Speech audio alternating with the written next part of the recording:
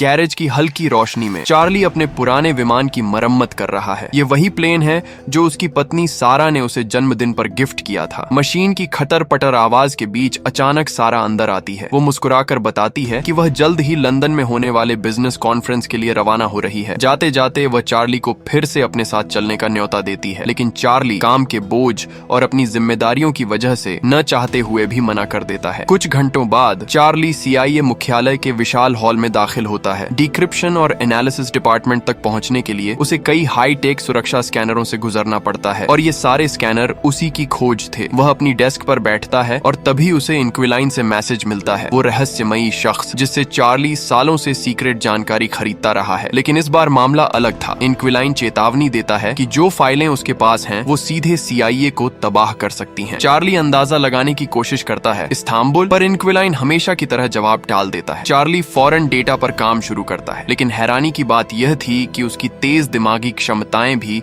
उस कोड को तोड़ने में नाकाम रहती हैं। लंच ब्रेक से लौटते ही चार्ली को सारा का कॉल आता है। वो बताती है कि वह सुरक्षित लंदन पहुंच गई है। चार्ली मुस्कुराता है क्योंकि उसे पहले से ही पता था, उसने उसकी लोकेशन ट्रैक कर रखी थी। लेकिन वह ज्यादा बातचीत नहीं करता और फिर से रहस्यमयी फाइलों में डूब जाता है। घंटों जद्दोजहद के बाद चार्ली रिस्ट्रिक्टेड एरिया में मौजूद एडवांस्ड सिस्टम का सहारा लेता है और आखिरकार कोड खुल जाता है। उसकी आंखें स्क्रीन पर जम जाती हैं। फाइलें खुलासा करती हैं। एक गुप्त ड्रोन स्ट्राइक को आत्मघाती धमाका दिखाकर छुपाया गया था। न्यूज चैनल पर 150 मौतों की रिपोर्ट थी, जिनमें फ्रेंच स्पेशल फोर्स और डैनिश मरीन्स तक शामिल थे, और ये पूरा ऑपरेशन ऑर्गेनाइज किया था चीफ मूर ने, चार्ली का खुद का बॉस। रात को घर लौटकर चार्ली सारा को कॉल करता है, लेकिन वह कॉल रिसीव नहीं करती। वह उदास होकर वॉइसमेल पर कुछ शब्द छोड़ देता है। अगली सुबह ऑफिस पहुंचते ही चार्ली देखता है कि मूर उसका इंतजार कर रहा है। वो उसे डायरेक्टर ओब्रायन के पास ले जाता है। ओब्रायन बताती हैं लंदन के एक होटल पर आतंकवादी हमला हुआ है और सारा उन पीड़ितों में से एक थी। चार्ली के पैरों तले जमीन खिसक जाती है। वह यकीन करने से इनकार करता है और सारा को कॉल करने की कोशिश करता है, लेकिन तभी मूर टीवी ऑन करता है। स्क्रीन पर न्यूज रिपोर्टर हमले का जिक्र करता है। सुरक्षा फुटेज में गोलियों की आवाज, लोगों की चीखें और अराजकता दिखती है, और कैमरे के एक कोने में सारा भी दिखाई देती है। घर लौटते ही पत्रकारों और पुलिस की भीड़ उसके गेट पर मौजूद होती है। किसी तरह एक करीबी दोस्त उसे बचाकर अंदर ले जाता है। अगले दिन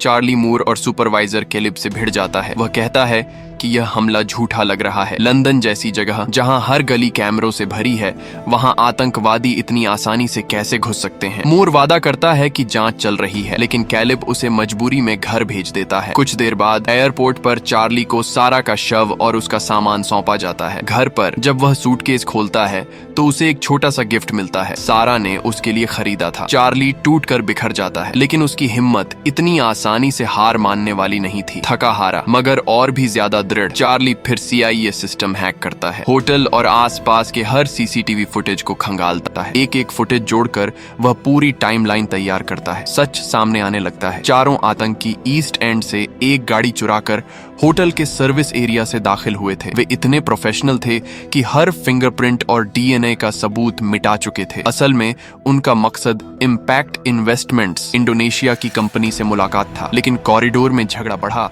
सिक्योरिटी गार्ड्स भिड़ गए और अचानक एक आतंकी ने गोली चला दी। एक गार्ड मारा गया, दूसरा गंभीर रूप से घायल हो गया। पुलिस को खबर मिलते ही आतंकी घबराए और कॉन्फ्रेंस रूम में घुसकर बंधक बनाने लगे। सारा को इसलिए पकड़ लिया गया क्योंकि उसने बहादुरी दिखाते हुए लोगों को भागने में मदद की थी। चार्ली ने वॉइस और फेस रिकॉग्निशन से आतंकियों की पहचान कर ली। 1. मॉस्को का कुख्यात Mishka. 2. South African special forces का पूर्व सैनिक लॉरेंस। 3. भाड़े का सिपाही हॉर्स्ट 4 और पूर्व इंटेलिजेंस ऑफिसर ग्रेटचन चार्ली। जब ये सबूत लेकर मूर और कैलिब के पास जाता है तो हैरानी की बात होती है कि उनकी कोई खास प्रतिक्रिया ही नहीं होती। सिर्फ ठंडे स्वर में कहते हैं हम इस पर काम कर रहे हैं और उसे थेरेपिस्ट से मिलने भेज देते हैं। अब चार्ली को यकीन हो जाता है सच छुपाया जा रहा है। अगले दिन वह अपने ID बैज में एक माइक्रोचिप छुपाता है और खुद के बनाए सिक्योरिटी स्कैनरों को चकमा देकर दफ्तर के अंदर घुस जाता है। अपने ऑफिस में जाकर वह तमाम क्लासिफाइड फाइलें प्रिंट करता है और प्रिंटर पर स्किमर लगाकर उनकी डिजिटल कॉपी निकाल लेता है। उस रात चार्ली एक बार में जाता है और ज्यूक बॉक्स की ओर घूरता रहता है। अगले दिन सुबह चार्ली फिर अपने वरिष्ठ अधिकारियों के सामने होता है, प्रिंटेड फाइलों का इस्तेमाल करते हुए। वह मूर के सारे गुप्त ऑपरेशन गिनाता है, जैसे सीरियाई अस्पताल पर हमला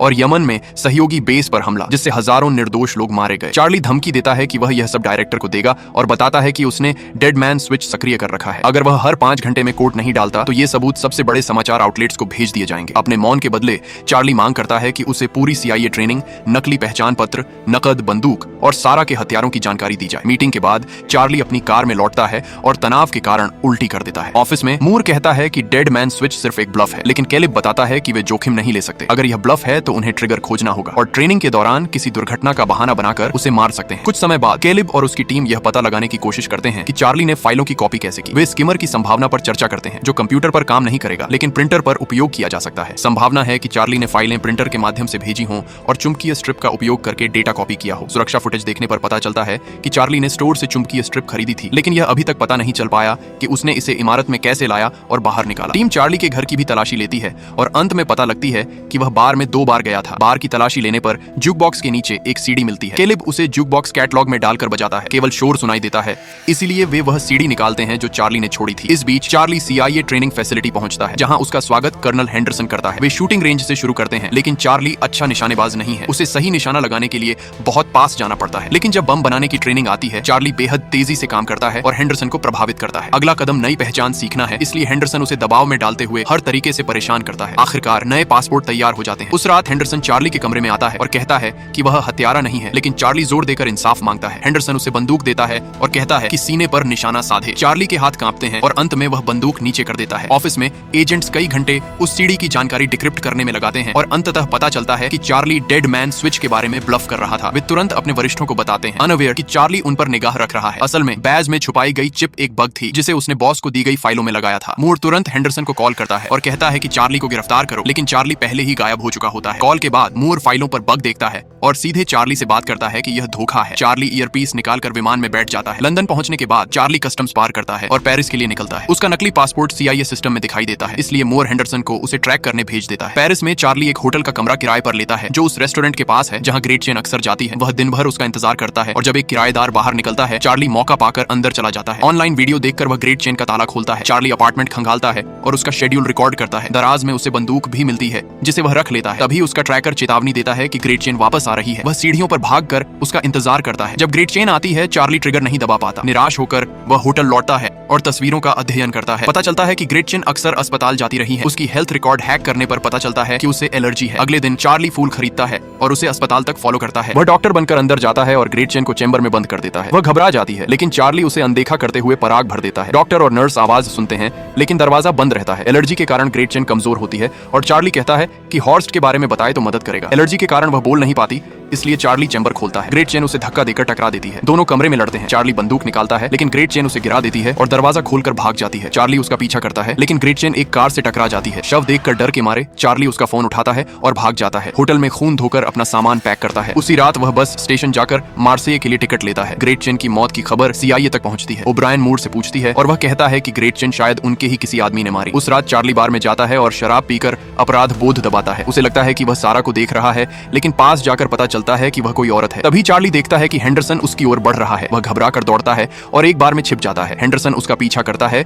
तो चार्ली बाथरूम में जाकर दरवाजा बंद कर देता है। खिड़की न होने के कारण चार्ली को बाहर निकलना पड़ता है। वह बार में हेंडरसन से भिड़ता है और जानता है कि उसका फोन ट्रैक हुआ है। थोड़ी बातचीत के बाद चार्ली फोन पर टाइमर दिखाता है और भाग जाता है। बम फटने से बार में अफरा तफरी मच जाती है और हेंडरसन उसे खो देता है। अगले दिन चार्ली इंक्विलाइन से संपर्क करता है और कार्गो प्लेन से तुर्की के लिए उड़ान भरता है। इस्तांबुल में वह एक रेस्टोरेंट जाता है और इंक्विलाइन को मैसेज करता है। एक आदमी का फोन बजता है। चार्ली उसकी ओर बढ़ता है, लेकिन एक औरत उसे रोकती है और अपना फोन देखने को कहती है। चार्ली रेस्टोरेंट से बाहर निकलता है और वही औरत पुष्टि करती है कि वह इंक्विलाइन है। इंक्विलाइन बताती है कि उसने पहले ही सारा के बारे में जानकारी रखी थी। चार्ली को वह टोपी और बैकपैक शॉपिंग बैग में छुपाने को कहती है। वह थोड़ी देर खरीदारी का नाटक करती है और फिर गैराज में मिलती है। सफर के दौरान इंक्विलाइन बताती है कि वह 6 साल पहले हैकर बनी थी। उसका पति मर गया था और वह रूसी खुफिया एजेंसी के लिए काम करती थी। उसने ही चार्ली को सब कुछ सिखाया। घर पहुंचने पर इंक्विलाइन कहती है कि यही जगह है जहां वह 3 साल से अधिक ठहर पाई है। वह बताती है कि अगर रूसी उसके पीछे आए तो उसके पास खुद को खत्म करने के लिए बंदूक है। फिर वे मिशन की योजना बनाते हैं। हॉर्स्ट मूर के लिए भाड़े के सैनिक भर्ती करता है। लॉरेंस हथियारों का सौदागर है। इंक्विलाइन लॉरेंस से संपर्क करने की योजना बनाती है।